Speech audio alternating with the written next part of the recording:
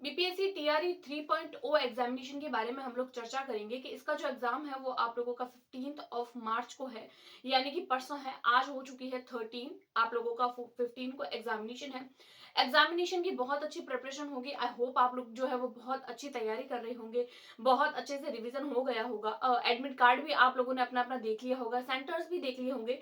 लेकिन आप लोगों को एग्जाम टाइम पर सेंटर पर क्या क्या चीजें लेकर जानी है और कौन कौन सी चीजें ऐसी है जो आप लोगों को अवॉइड करनी है, कौन कौन सी ऐसी चीजें हैं जो आप लोगों को नहीं लेकर जानी है, उसके बारे में आज की वीडियो में डिटेल में डिस्कस करेंगे। तो फिर एक एक करके बात करेंगे, क्योंकि बहुत सारे कैंडिडेट हैं वो पूछते हैं कि क्या हम लोगों को डिक्लेरेशन फॉर्म लेकर जाना है, क्योंकि जब हम लोग एडमिट कार्ड निकलवाते हैं तो उसके अंदर क्लियर लिखा होता है कि डिक्लेरेशन फॉर्म, लेकिन हम लोग उसको पूरा नहीं देखते हैं, उसके बारे में पूरी जानकारी नहीं लेते हैं और फिर हम यहाँ से वहां पूछते रहते हैं क्या हमें डिक्लेरेशन फॉर्म लेकर जाना है। तो किन किन को डिक्लेरेशन फॉर्म लेकर जाना है और किन को नहीं लेकर जाना है, क्या सबको लेकर जाना है, तो इसके बारे में भी चर्चा करेंगे। उसके अलावा कौन कौन सी चीजें हैं जिसके बारे में आप लोगों को मोस्ट इंपॉर्टेंट एग्जामिनेशन टाइम पर ध्यान रखना है, उसके बारे में भी थोड़ी थोड़ी हम लोग चर्चा करेंगे। तो फिर चलिए बिना किसी देरी के वीडियो को स्टार्ट करते हैं। सबसे पहले मैं बात करूं एग्जामिनेशन की, कि अगर आप लोग एग्जाम देने जा रहे हैं तो आप लोग एडमिट कार्ड तो लेकर जाएंगे। एडमिट कार्ड को लेकर तो आई होप आप लोगों को कोई डाउट नहीं होगा।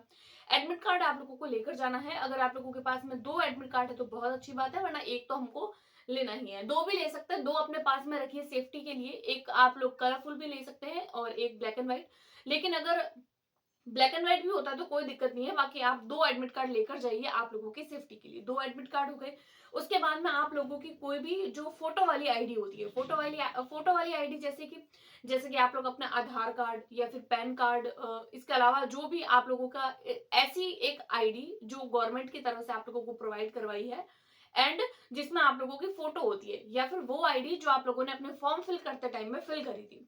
ये बात ध्यान रखिए, कई बार ऐसा ही होता है एडमिट कार्ड जो होता है उसमें हम लोग देखते हैं, या फिर हम लोग जब फॉर्म फिल करते हैं तो फॉर्म फिल के टाइम में हम लोगों ने आधार कार्ड दे रखा होता है, और जब हम एग्जामिनेशन देने जाते हैं तो हम लोग पैन कार्ड लेकर जाते हैं, तो थोड़ी सी दिक्कत हो जाती है कई बार। वैसे तो हालांकि इन बातों से फर्क नहीं पड़ता है, बट हम लोगों को जो है अवेयर रहना है इन सब बातों को लेकर। तो थोड़ा ध्यान रखें, जो आप लोगों ने फॉर्म फिल करते टाइम भरा है वही आप लोगों को लेकर जाना है।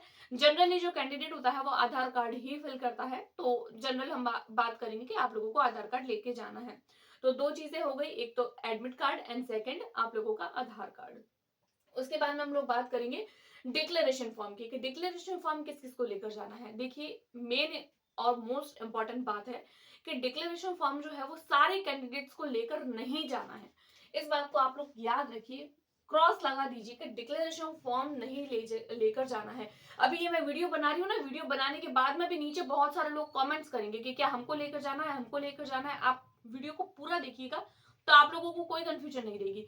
डिक्लेरेशन फॉर्म सबको नहीं लेकर जाना है तो किसको लेकर जाना है, तो देखिए जब आप लोग अपना एडमिट कार्ड निकलवा रहे हैं तो आप लोगों को पता है कि आप लोगों का जब एडमिट कार्ड इस तरीके से है, उसमें आप लोगों के यहाँ पर 2 फोटो लगे हुए होते हैं और यहाँ पर नीचे आप लोगों के सिग्नेचर होते हैं।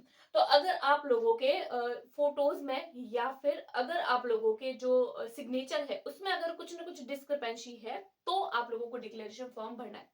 अब डिक्लेरेशन फॉर्म है क्या, तो देखिए सबसे पहले देखिए, जैसे कि मान लीजिए आपका फोटो है तो यहाँ पर जनरल आपका जैसा फोटो आप लोगों ने लगाया है एग्जाम फॉर्म फिल करते टाइम वैसा ही फोटो होना चाहिए, यहाँ पर भी वैसा।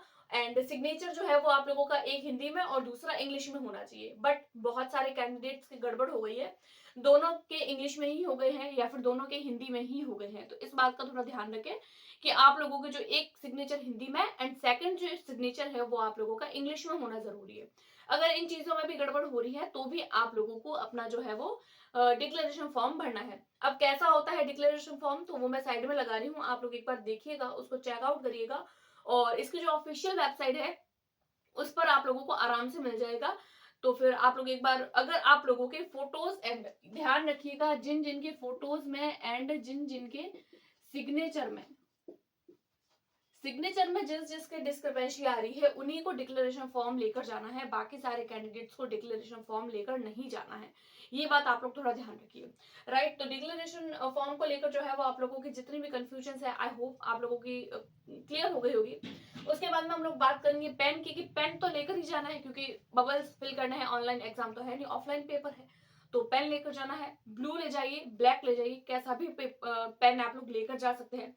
एक बात आप लोग याद रखिएगा, आप लोगों को बॉल पेन लेकर जाना है, जेल पेन आप लोगों के अलाउ नहीं होता है। बहुत सारे कैंडिडेट होता है, लास्ट टाइम में बहुत सारे लोगों ने जो है वो जेल पेन यूज कर लिया था, उसके बाद में उन लोगों की ओएमआर चेक नहीं हुई थी। तो इस बात का थोड़ा ध्यान रखिएगा कि आप लोगों को जेल पेन लेकर नहीं जाना है, ब्लू या फिर ब्लैक बॉल पेन लेकर जाना है।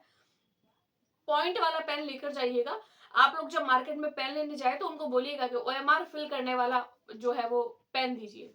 तो उस तरीके से जब आप स्पेशल ओएमआर फिल करने वाला पेन लेकर आएंगे ना, तो जैसे ही आप लोग एक क्लिक करेंगे ना, ऐसे इस तरीके से टिक करेंगे ना, तो ही आप लोगों का पूरा अपने आप सर्कल भर जाता है। इतना मतलब वास्ट होता है वो पेन।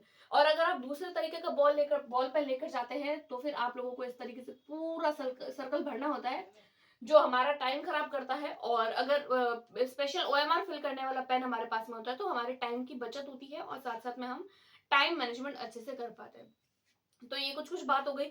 उसके अलावा मोस्ट इंपॉर्टेंट बात, अगर आप लोग बॉल पेन लेकर जा रहे हैं तो पूरी ही ओएमआर आप लोगों को बॉल पेन में ब्लू पेन में भरनी है। अगर आप लोग ब्लैक पेन लेकर जा रहे हैं तो पूरी ओएमआर आप लोगों को ब्लैक पेन में भरनी है। ऐसा नहीं करना है कि मैं तो 1 to 20 तक जो है वो ब्लू पेन से भर रहा हूँ या भर रही हूँ, उसके बाद के जो बबल्स है वो मैं ब्लैक पेन से भर रहा हूँ, उसके बाद में ब्लू पेन से, इस तरीके से मैं कंट्रोवर्सी करके डिजाइन बना रहे हैं। तो देखिए इस तरीके से भी आप लोगों की ओएमआर शीट चेक नहीं होती है। अगर आप लोगों ने एक बार जिस ओएमआर को भरते टाइम आप लोगों ने जिस पेन का यूज स्टार्टिंग में कर लिया है, आप लोगों को एंड तक उसी से ही भरना है।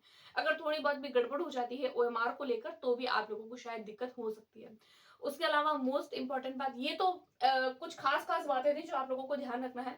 उसके अलावा हम लोग बात करेंगे टाइमिंग की कि किस टाइम पे आप लोगों को जाना है, क्योंकि कैंडिडेट कई बार क्या करते हैं, 9:30 का टाइम है तो 9:25 पे जाते हैं, फिर गेट हो जाता है बंद, या फिर घंटा भर पहले जाने का बोला गया है कि 1 घंटा पहले आना है, फिर वो 9 बजे जाते हैं, गेट बंद हो जाता है, फिर बोलते हैं कि हमारी तो बहुत अच्छी प्रिपरेशन थी और हम रह गए। तो इस तरीके से हम लोगों को नहीं करना है, हम लोगों को अवेयर रहना है। और 9:30 का टाइम है तो ऑब्वियसली आप लोगों को 8 और या फिर 8:30 के आसपास पहुंच जाइए, ताकि आप लोग जो है वो अपना जो भी आप लोगों को चीजें चाहिए, आप लोगों को जाना है तो आप लोग अपने माइंड से जो है वो थोड़े रिफ्रेश हो पाए, आप लोगों को हड़बड़ाहट ना हो, क्योंकि हड़बड़ाहट होती है तो एग्जामिनेशन गलत होने के चांसेस रहते हैं। बहुत सारी चीजें हड़बड़ाहट में हमारी गड़बड़ हो जाती है।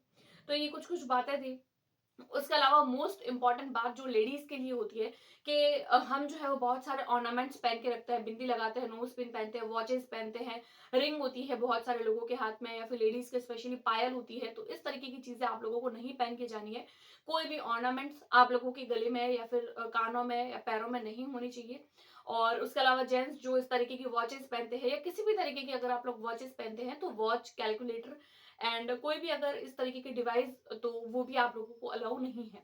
तो इस तरीके की चीजें भी आप लोग अपने साथ में नहीं लेकर जा सकते हैं। तो कौन कौन सी चीजें लेकर जानी है वो आप लोगों को आई होप क्लियर हो गया होगा। डिक्लेरेशन फॉर्म को लेकर जो है वो भी आप लोगों के आई थिंक सो जो है वो डाउट्स क्लियर हो गए होंगे। उसके अलावा ओएमआर को किस तरीके से भरना है और किस तरीके से अवेयर रहना है आप लोगों को ओएमआर भरते रहे, तो इसकी वीडियो मैंने ऑलरेडी आप लोगों के साथ में कल शेयर करी है। आप लोग एक बार जरूर उसको चेकआउट करिएगा, बहुत हेल्पफुल है वो आप लोगों के लिए। तो ये कुछ कुछ बातें थी आज की वीडियो में। आई होप आप लोगों को पसंद आई होगी। पसंद आई तो please like, subscribe and share. Thanks for watching.